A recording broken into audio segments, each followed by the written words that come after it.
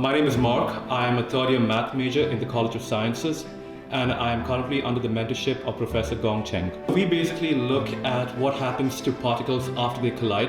And in order to answer this question, we take a probabilistic approach to the problem, and we try and answer it using the Boltzmann equation. And the Boltzmann equation basically describes what happens to the probability density function of a particle after it is acted upon by force.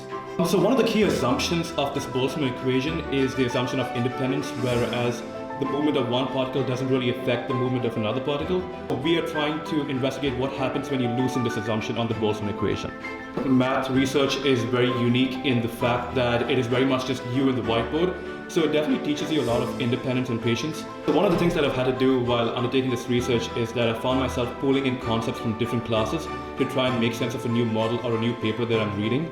For any student that's looking to get into any form of undergraduate research, I would highly recommend it, as it really encourages you to explore areas that you think you wouldn't otherwise encounter.